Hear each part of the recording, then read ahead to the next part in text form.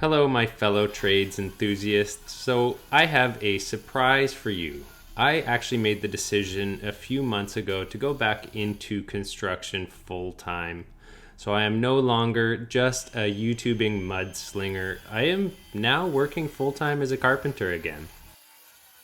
And I thought I would take the opportunity to show you how we install a window according to the BC Building Code. And if you're not familiar with British Columbia, it is a very wet and often cold place. I should also add that this one is specific to remodels where you are not removing all the siding. In this case, we are working around the beautiful vinyl siding. Yes, what a treat. I actually managed to not slice my hands up at all today, believe it or not, when reaching into those really sharp little crevices. We use an angle grinder to open up the vinyl, by the way, and we go 1 Stabila level width around the whole frame.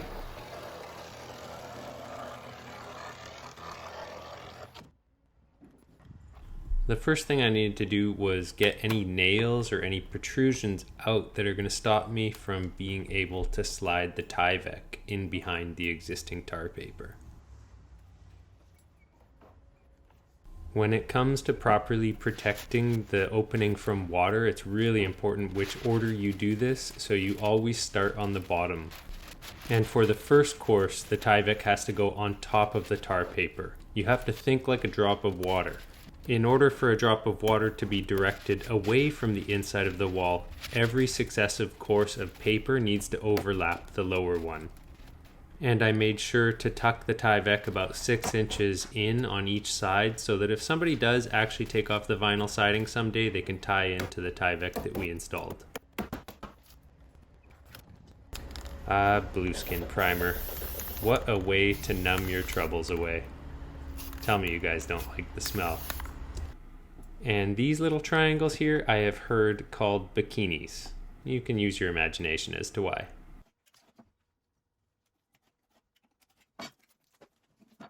A heat gun is essential in the middle of December. It really speeds things up. So you have to go about 2 1/4 in from the outside face and just stretch that thing out as much as you can. 6 inches, 12 inches. That is to get my length cut. And for a good bond, I find it necessary to spray the wood twice because it soaks up so much of the adhesive on the first coat. All I can say about installing the blueskin is go really slow. If you let it fold in on itself, the black part, you will never get it unstuck. So now you can see how once you make that cut, it overlaps onto the bikinis and creates a really nice seal. It also has the black bituminous layer that will instantly adhere to the blueskin, but I'm pressing really firmly there to make sure that no water can get back into it. And now comes the really fun and potentially hand-slicing job of wedging that Tyvek underneath the existing vinyl siding. And in this case, I also try to get it underneath the next course of tar paper. And this last one is probably the most important one. You really need to make sure that that last row goes underneath the existing tar paper to correctly shed water. And this next step is not necessarily the formal way to do it, but I picked it up from the carpenter I'm currently working with. So instead of using staples into the blueskin and creating a puncture, we're just using blueskin primer and then folding that back on and creating a really nice seal. The wedges also will help you a lot. They just help open the space up so you can work in there.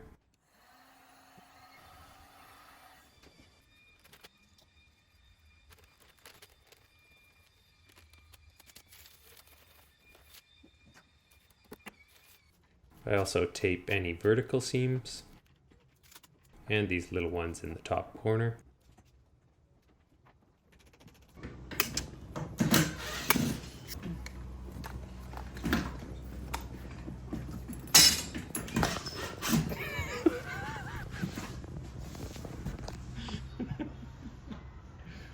That couldn't have gone better. There it is.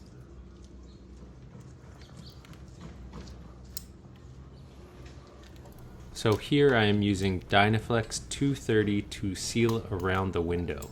We do this across the top and down the sides to prevent any water from being able to get in. It's one final layer of protection, and it will also help reduce drafts.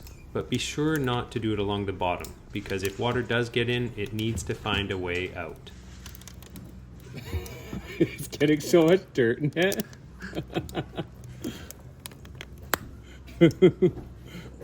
Guess that's what happens when you drop it nozzle down into the dirt.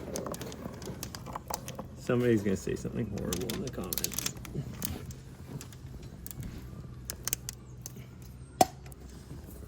For most of these windows, I've been the outside guy. They pass it out to me, and then they set up a laser level and plumb the verticals. And when they give me the green light, I will nail off usually one of the bottom corners first.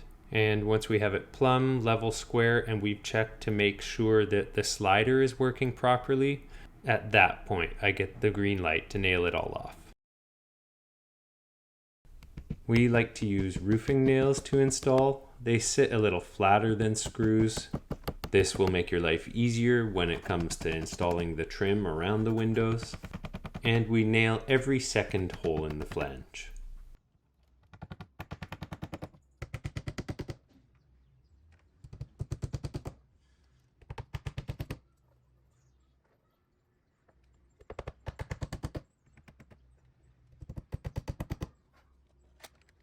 And in this case, the window rough opening was a little bit tall. I would have liked to have raised the window, but we had to match its height exactly to a window on a wall right next to it so that the trims would line up. So I chose to just smear the stuff along the top edge, and it'll do the job well enough. We fasten the top of the window with these clips. If you fasten the window flange directly to the header and the header deflects, this could cause your sliding door to not operate properly, or in the worst case, possibly even break your window. So the clips allow for the inevitable movement that a wood frame structure goes through.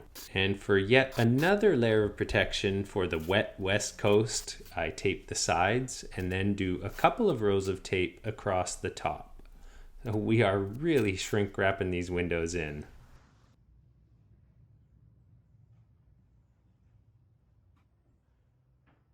And the final step is we install these little horseshoe shims.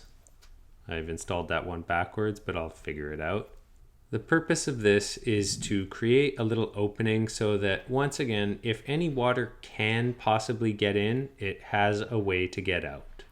We don't fasten the bottom because we don't want to be putting punctures into the blue skin, at least not more than we have to. There will be a few holes put into the blue skin when we put the finished trim on, but until then, we want to make sure there's as little as possible. And the final step is I just put a little bit of the Dynaflex 230 onto each one of those little horseshoes to ensure that they don't fall out should there be any movement in the window or any shrinkage. And that's it. But I thought you guys might enjoy a quick tour through the current job. So this was in the summer when we first started it, and yep, that sink cabinet is looking pretty nasty. There was a lot of mold in this garage from leaks on the deck, and it just has that kind of dank and grimy basement feel. And the upstairs was not any better. It just had that smell of like a pretty gross kitchen that had not been cleaned properly for like 20 years. It wasn't all bad though. I enjoyed making the biggest garbage pile that I've ever had the pleasure to be a part of. And there was this very, very creative use of a license plate. Haven't seen that one before. And I also found the worst patch I've ever seen in my career. I think this one actually wins. Thankfully though, we are actually a long way past this stage. This was about 3 or 4 months ago. And we will be approaching the drywall and finished carpentry phase of the project sometime in the new year. And I look forward to hopefully bringing you guys some videos from that stage. So I want to say a big thanks for watching. I hope you guys are doing really well, and until the next one.